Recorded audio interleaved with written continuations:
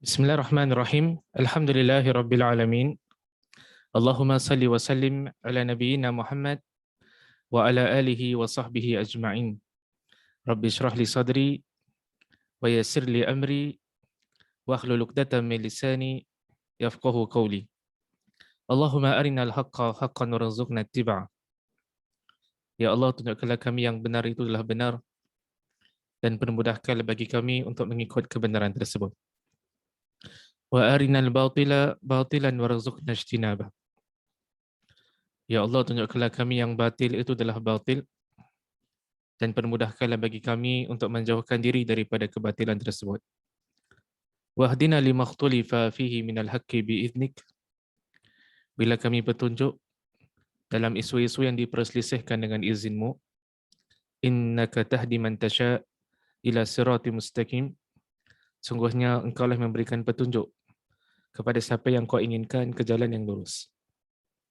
Na'udzu bikalimatillahi tammah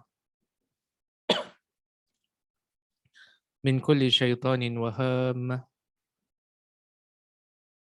wa min kulli ainin lammah. Muslimin muslimat yang rahmati Allah, pertama-tama terimalah salam ukhuwah daripada saya. Assalamualaikum warahmatullahi wabarakatuh. Selamat datang saya ucapkan kepada semua ke dalam sesi kita pada malam ini. Pada malam ini merupakan sesi kita yang ke-26 dalam kita sama-sama mengupaskan kitab Q&A Fiqh Perubatan karangan Dr. Muhammad Rafiqi. Hari ini kita akan mulakan dengan satu bab yang baru dalam kitab Q&A Fiqh Perubatan. Kita akan masuk ke dalam mukaddimah bab yang ke-6. Bab yang ke-6 diberikan judul oleh sang pengarang kitab ini, diletakkan judul Salat, Pesakit dan Doktor. Kalau pada bab yang ke-5 kita bahaskan hukum hakam yang ada kaitan dengan taharah, berkaitan dengan bersuci, berkaitan dengan purification seperti wudu, tayamum dan seumpamanya. Maka bab yang ke-6 ni, sang pengarang kitab ini dia memberikan tumpuan kepada perbahasan-perbahasan yang ada kaitan dengan solat. Khususnya solat bila dikaitkan dengan pesakit. Pesakit kalau masuk hospital, pesakit kalau melalui dialisis, dan juga berkaitan dengan doktor. Doktor yang membuat pembedahan, kan, menjalankan operation ataupun pembedahan. Bagaimanakah golongan semeka rupa ingin mendirikan solat. Kan, jadi sang pengarang kitab ini, Dr. Muhammad Rafiqi, dia kaitkan isu solat dengan golongan para pesakit dengan golongan doktor. Itu merupakan tumpuan fokus dalam bab yang ke-6 ini. Pada sesi lalu, kalau antum masih ingat lagi, pada sesi lalu kita membahaskan tentang hukum hakam yang ada berkaitan dengan tayamum. Sang pengarang kitab ini, Dr. Muhammad Rafiqi, dia mulakan perbahasan bab yang ke-6 berkaitan dengan salat, pesakit dan doktor. Dia mulakan dengan menukil sepotong firman Allah Subhanahu Wa Taala daripada surah Al-Ankabut ayat ke-45. Allah Subhanahu Wa Taala berfirman, A'udzubillahi minasyaitonirrajim. Utlu ma uhiya ilaika minal kitabi wa aqimis salah. Innas salata tanha 'anil fakhsya'i wal munkar. Wa la dzikrullahi akbar. Wallahu ya'lamu ma tasna'un. Yang artinya, bacalah serta ikutilah wahai Muhammad akan apa yang diwahyukan kepada kamu daripada Al-Quran. Dan dirikanlah sembahyang. Sungguhnya sembahyang ataupun solat itu mencegah daripada perbuatan keji dan mungkar. Dan sesungguhnya mengingati Allah adalah lebih besar faedah dan kesannya. Dan ingatlah Allah mengetahui akan apa yang kamu kerjakan.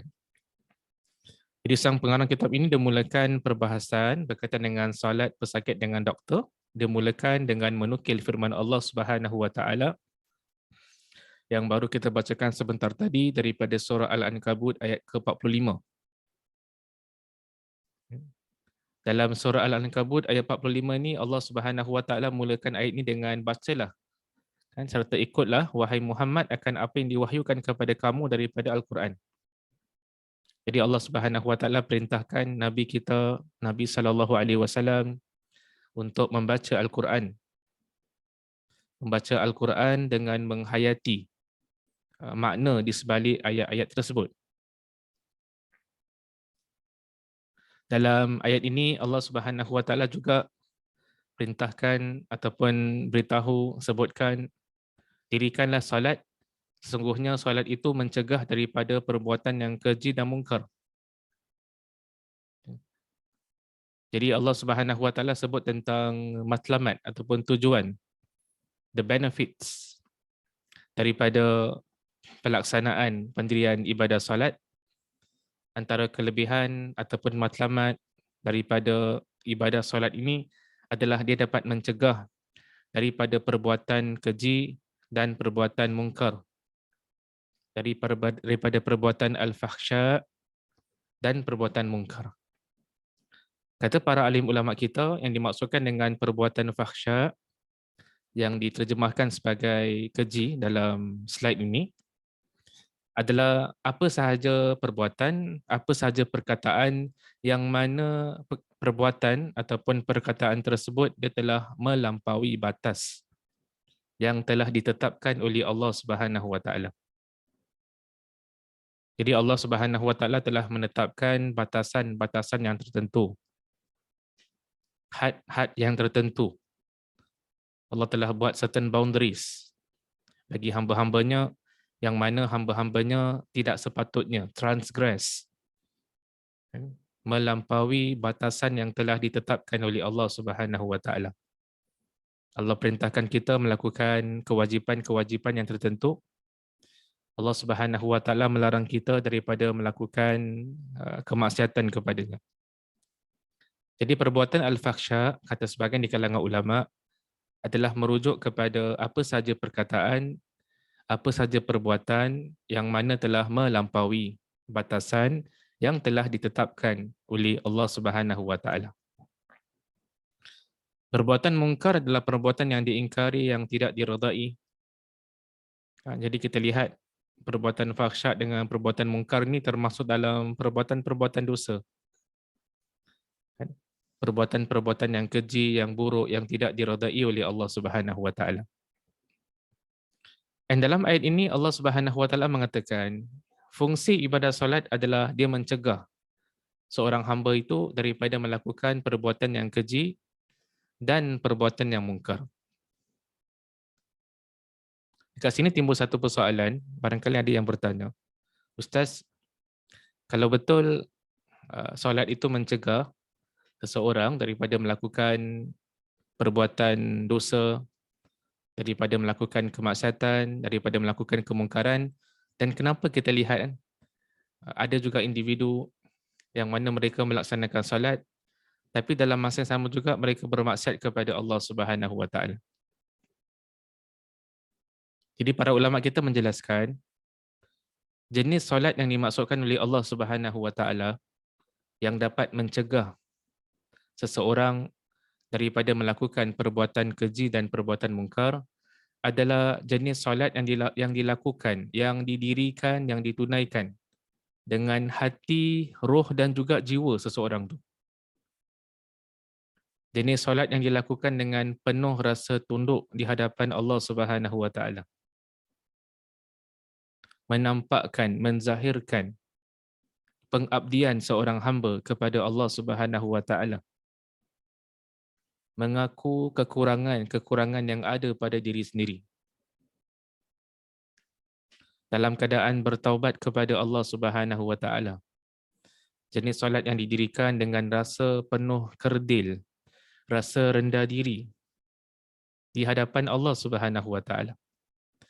Jenis solat yang dilakukan dengan penuh rasa ikhlas kerana Allah Subhanahu Wa Taala. Dengan penuh rasa tunduk dan khusyuk kepada Allah Subhanahu Wa Taala. Jenis solat sedemikianlah yang dapat mencegah seorang hamba daripada perbuatan yang keji, daripada perbuatan yang mungkar. Dan bukan jenis solat yang didirikan dengan tujuan untuk cepat habis. Jadi kita ni bila dirikan solat, kita perhatikan yang manusia ni dirikan solat, kualiti solatnya berbeza-beza. Walaupun kita solat dengan jumlah rakaat yang sama, tapi kualiti ibadah antara satu hamba dengan hamba yang lain berlainan. Sebab itu disebutkan dalam sebahagian hadis Rasul sallallahu alaihi wasallam, orang yang mendirikan solat ni pahalanya berbeza-beza. Ada yang pahalanya banyak, ada yang pahalanya separuh, ada yang pahalanya sedikit. Bergantung kepada kualiti ibadah tersebut. Jadi kata para alim ulama kita, jenis solat yang dapat mencegah seorang hamba daripada perbuatan keji dan kemungkaran adalah solat yang didirikan dengan rasa penuh tunduk kepada Allah Subhanahu wa taala, dengan penuh pengabdian kepada Allah Subhanahu wa taala. Bukan solat yang didirikan dengan semata-mata nak cepat habis. Bukan solat sedemikian rupa yang dimaksudkan oleh Allah Subhanahu wa taala. Sebab tu sebahagian di kalangan para ulama salafus salih, di kalangan para ulama yang terdahulu, bila mereka nak menunaikan salat, kelihatan muka mereka ni rasa macam takut. Muka mereka ni lihat seperti pucat. Bila ditanya kepada mereka kenapa rasa macam takut, kenapa rasa pucat, apakah jawapan di kalangan para ulama salafus salih kita, para ulama yang terdahulu? Di kalangan mereka ada yang mengatakan, kalau sekiranya kalau saya berdiri di hadapan pemimpin, raja daripada kalangan manusia, kan boleh ada rasa macam itu kan? Rasa macam takut. Kan? Apatah lagi kalau seseorang itu berdiri menghadap kepada Allah Subhanahu wa taala. Jadi kalau kita diri dekat depan raja, kan barangkali ada yang rasa takut, kan? Apatah lagi kalau sekiranya seseorang itu berdiri di hadapan Allah Subhanahu wa taala. Iaitu ketika mana kita mendirikan solat, kita sedang bermunajat. Kita sedang menghadap kepada Allah Subhanahu wa taala. Barangkali juga ada soalan daripada sebahagian yang mengatakan, Ustaz, apakah cara-cara yang boleh seseorang Muslim itu lakukan untuk mengelakkan diri daripada terjebak ke dalam kemaksiatan? Ayat tadi mengatakan tentang solat itu salah satu fungsinya ia dapat mencegah daripada perbuatan keji dan mungkar. Ada tak langkah-langkah yang lain, perkara-perkara yang lain yang boleh dilakukan oleh seorang Muslim untuk agar dipermudahkan baginya untuk menghindarkan diri daripada perbuatan-perbuatan kemaksiatan? Para ulama kita menyarankan beberapa langkah tambahan selain daripada ibadah solat. Yang pertama sekali adalah kita berdoa pada Allah Subhanahu wa taala. Kita minta pada Allah agar Allah Subhanahu wa taala jauhkan kita daripada perbuatan dosa.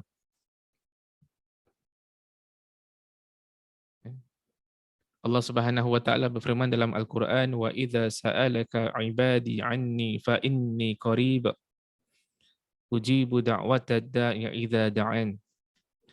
Apabila hamba-hambaku bertanya kepada kamu wahai Muhammad tentang diriku, katakanlah kepada mereka sesungguhnya aku ini dekat. Aku mengabulkan permohonan mereka kalau sekiranya mereka berdoa ataupun bermohon kepadaku. Jadi kita sebagai hamba-hamba Allah, kita dianjurkan sangat untuk mengangkat tangan kita berdoa pada Allah Subhanahu wa taala. Jadi kalau seorang hamba ingin menjauhkan diri daripada perbuatan-perbuatan dosa, salah satu langkah yang boleh dilakukan adalah dengan dia mengangkat kedua tangannya, bermohon, berdoa, bermunajat kepada Allah Subhanahu wa taala. Saya tertarik dengan sepotong doa yang pernah dibaca oleh Nabi sallallahu alaihi wasallam selepas beliau sallallahu alaihi wasallam mengangkat takbiratul ihram. Sebelum Nabi sallallahu alaihi wasallam membaca surah Al-Fatihah, pernah satu ketika sahabat perhatikan yang Nabi macam ada baca sesuatu secara perlahan sebelum membaca surah Al-Fatihah. Lalu ditanyakan kepada Nabi sallallahu alaihi wasallam, apakah yang dibacakan oleh Nabi sallallahu alaihi wasallam antara takbiratul ihram dengan surah Al-Fatihah. Kata Nabi sallallahu alaihi wasallam, doa yang Nabi baca adalah Allahumma ba'id baini wa baina khataayaya kama ba'adta bainal masyriqi wal maghrib. Ya Allah, jauhkanlah aku dengan kesalahanku sebagaimana engkau jauhkan antara timur dan barat. Allahumma naqqini min khataayaya kama yunaqqa thawbul abyadu minad danas. Ya Allah, sucikanlah diriku, bersihkanlah diriku daripada perbuatan kesalahan sebagaimana engkau sucikan, sebagaimana engkau bersihkan pakaian daripada kotoran. Allahumma rusilni min khataayaya bil ma'i wa thalji wal barad. Ya Allah, bersihkan ataupun basuhlah daripada perbuatan kesalahanku dengan air salji dan juga air embun.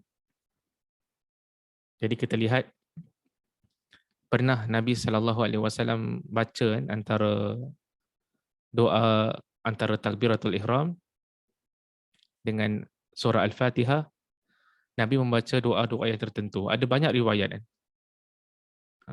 Ada banyak riwayat yang menyebutkan tentang doa-doa yang dibaca oleh Nabi SAW antara takbiratul ihram dan juga antara surah Al-Fatihah. Salah satunya adalah doa yang saya bacakan tadi, yang mana Nabi SAW minta pada Allah agar dijauhkan daripada perbuatan kesalahan sebagaimana Allah jauhkan antara timur dan barat. So, langkah yang pertama yang boleh dilakukan selain daripada mendirikan solat adalah kita berdoa pada Allah Subhanahu Wa Taala agar dijauhkan daripada perbuatan keji dan kemungkaran. Yang kedua perkara yang boleh kita lakukan untuk menjauhkan diri daripada dosa adalah kita perlu sedar yang Allah Subhanahu Wa Taala sentiasa mengawasi kita. Allah Subhanahu Wa Taala adalah Al-Alim, Maha mengetahui. Dan Allah tahu apa sahaja yang kita lakukan. Tak ada satu perbuatan pun yang boleh disembunyikan daripada Allah Subhanahu Wa Taala. Mudah-mudahan kalau kita ingatkan hati kita yang Allah sentiasa mengawasi kita, mudah-mudahan itu dapat mencegah kita daripada melakukan perbuatan-perbuatan kemungkaran. Langkah yang ketiga yang disarankan oleh para ulama kita adalah seorang itu salah satu cara nak pelihara diri daripada melakukan kemaksiatan kepada Allah Subhanahu Wa Taala adalah dengan mengingati mati. Seorang tu bayangkan bagaimana kalau dalam keadaan kita melakukan kemaksiatan kepada Allah Subhanahu Wa Taala, lalu Allah Subhanahu Wa Taala menarik nyawa kita. Adakah kita ingin nyawa kita diambil dalam keadaan melakukan kemaksiatan kepada Allah Subhanahu Wa Taala? Langkah yang keempat yang juga boleh dilakukan oleh seorang hamba adalah memikirkan tentang syurga dan neraka. Allah Subhanahu Wa Taala janjikan bagi hamba-hambanya yang taat kepadanya, hamba-hambanya yang bertakwa kepadanya, Allah janjikan dengan syurga. Dan Allah juga mengancam hamba-hambanya yang melakukan kekufuran, kemaksiatan kepada Allah Subhanahu Wa Taala diancam dengan api neraka Allah Subhanahu Wa Taala. Itulah di antara langkah-langkah saranan-saranan tambahan yang boleh kita lakukan untuk mengingatkan hati kita agar menjauhkan diri daripada melakukan perbuatan-perbuatan yang tidak diredai oleh Allah Subhanahu Wa Taala. Perbahasan kedua yang dimuatkan oleh sang pengarang dalam kitabnya ini selepas menukil surah Al-Ankabut, beliau memulakan dengan benda yang basic terlebih dahulu yang ramai di kalangan kita tahu. Beliau mulakan dengan memberikan definisi memberikan pengertian apakah definisi solat. Jadi solat boleh dilihat daripada dua sudut, daripada sudut bahasa dan juga daripada sudut istilah. Daripada sudut bahasa, solat membawa arti doa. Kan? Solat itu jamak dia, plural bagi solat adalah salawat. Yang orang Melayu selalu panggil selawat. Kan? Jadi solat daripada sudut bahasa ada kaitan dengan doa. That is why bila kita berselawat ke atas Nabi SAW, bila kita mengatakan Allahumma salli ala nabiyyina Muhammad, dan bila kita beri selawat ke atas Nabi SAW, sebenarnya apa yang sedang kita lakukan, kita sedang mendoakan Nabi SAW. Ada perbincangan sikit di kalangan ulama, apa maksud selawat ke atas Nabi SAW? Satu pandangan di kalangan para ulama Islam dan kontemporari, mereka berpandangan yang dimaksudkan selawat ke atas Nabi, tengok kepada siapa yang berikan selawat tu. Kalau selawat itu datang daripada Allah Subhanahu Wa Taala, maksudnya Allah memberikan rahmatnya kepada Nabi Sallallahu Alaihi Wasallam. Kalau selawat datang daripada para malaikat, maksudnya para malaikat mendoakan pengampunan buat Nabi Sallallahu Alaihi Wasallam. Kalau selawat itu datang daripada manusia, manusia berselawat ke atas Nabi, maksudnya adalah manusia berselawat agar Allah Subhanahu Wa Taala merahmati Nabi Sallallahu Alaihi Wasallam. Itu adalah satu pandangan. Di sana ada pandangan yang kedua di kalangan para ulama. Pandangan kedua di kalangan ulama mengatakan bila Allah berselawat ke atas Nabi Sallallahu Alaihi Wasallam, maksudnya adalah Allah Subhanahu Wa Taala memuji Nabi Sallallahu Alaihi Wasallam di kalangan para malaikatnya. Bila malaikat dan manusia berselawat ke atas Nabi Sallallahu Alaihi Wasallam, maksudnya adalah manusia dan malaikat mereka bermohon kepada Allah agar Allah Subhanahu Wa Taala memuji Nabi Sallallahu Alaihi Wasallam di kalangan para malaikatnya. Itu adalah a second interpretation, tafsiran yang kedua bagi makna selawat ke atas Nabi Sallallahu Alaihi Wasallam. Jadi solat ni daripada sudut bahasa ada kaitan dengan makna doa. Daripada sudut istilah, sebagaimana kita maklum adalah perkataan dan perbuatan yang dimulakan dengan takbiratul ihram dan diakhiri dengan salam bersama syarat-syarat yang tertentu. Kita ni biasa kalau kita gunakan perkataan solat dan kita masukkan solat prayer, solat zuhur, solat asar, solat sunat, kan? Yang dimulakan dengan takbiratul ihram dan diakhiri dengan salam. Itu kebiasaannya yang kita maksudkan. Perbahasan yang seterusnya yang dimuatkan juga oleh sang pengarang dalam kitab ini adalah tentang klasifikasi, pembahagian solat.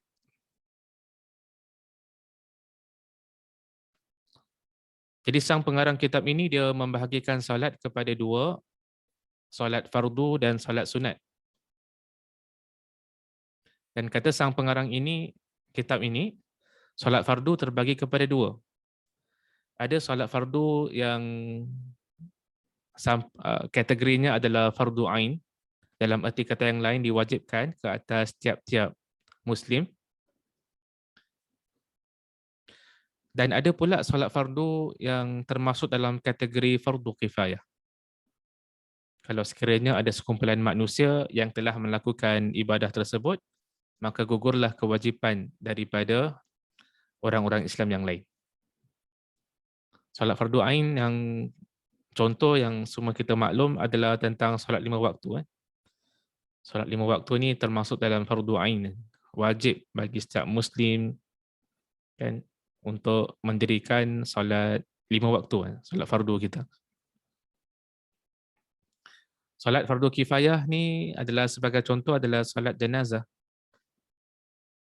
Solat jenazah ni mesti ada di kalangan orang Islam yang menguruskan jenazah, yang mendirikan solat ke atas jenazah. Kalau sekiranya berlaku kematian tapi tak ada satu orang Islam pun yang menguruskan yang melaksanakan salat, mendirikan salat bagi jenazah tersebut, maka kesemuanya berdosa. Itu termasuk dalam fardu kifayah. Dan ada jenis solat yang ulama kita selisih tentang hukum dia. Adakah dia fardu? Adakah dia sunat? Adakah dia fardu kifayah? Salah satu solat yang diperselisihkan oleh para ulama kita adalah tentang solat hari raya. Solat hari raya puasa dan solat hari raya haji. Berlaku perselisihan pandangan di kalangan ulama. Kita ni dekat Singapura kebanyakan ikut mazhab Syafi'i. Mazhab Syafi'i mengatakan yang solat hari raya ni solat sunat. Termasuk dalam kategori sunat. Dia bukan solat yang wajib, dia pun bukan fardu kifayah mengikut pandangan mazhab Syafi'i. Itulah pandangan yang tersebar luas dekat negara kita Singapura dan juga dekat Southeast Asia ni lah, yang kebanyakannya bermazhab Syafi'i. Di kalangan ulama ada yang berpandangan yang solat hari raya ni hukum dia bukan sunat, tapi hukumnya adalah fardu kifayah. Pandangan ini wujud di kalangan para ulama silam. Dan ini merupakan pandangan mazhab Imam Ahmad bin Hanbal rahimahullahu ta'ala. Dan ada juga di kalangan para ulama yang berpandangan yang solat raya ni adalah wajib ke atas tiap-tiap lelaki. Dan pandangan ini disandarkan kepada mazhab Imam Abu Hanifah rahimahullahu ta'ala. Jadi di sebahagian ibadah ni ulama kita selisih pandangan. Sama ada dia ni wajib ke atas semua ataupun dia fardu kifayah ataupun dia solat sunat. Salah satu yang diperselisihkan oleh ulama adalah berkaitan dengan solat hari raya. Kategori yang kedua adalah solat sunat. Dan solat sunat ni pun ada pecahan-pecahannya. Ada solat sunat yang tidak disunatkan kita lakukan secara berjemaah. Lakukan sendiri-sendiri lagi bagus. Okay. Jadi sebagai contoh, solat-solat rawatib, solat qabliyah, solat ba'diyah, sebelum zuhur, solat sunat selepas zuhur, solat sunat selepas maghrib, solat sunat selepas isyak, solat sunat sebelum subuh, solat-solat rawatib iaitu solat-solat yang mengiringi solat-solat fardu tidak disunatkan berjemaah. Disunatkan kita lakukan secara bersendirian sebagaimana yang dilakukan oleh Nabi SAW. Jadi solat-solat sunat yang Nabi lakukan sendirian, kita pun lakukan sendirian. Kita mencontohi Nabi SAW. Dalam masa yang sama, di sana ada solat-solat sunat yang disunatkan kita melaksanakan secara berjemaah. Kerana Nabi SAW diriwayatkan melakukan secara berjemaah. Kan, solat gerhana dilakukan secara berjemaah. Solat istisqa, solat minta hujan dilakukan secara berjemaah.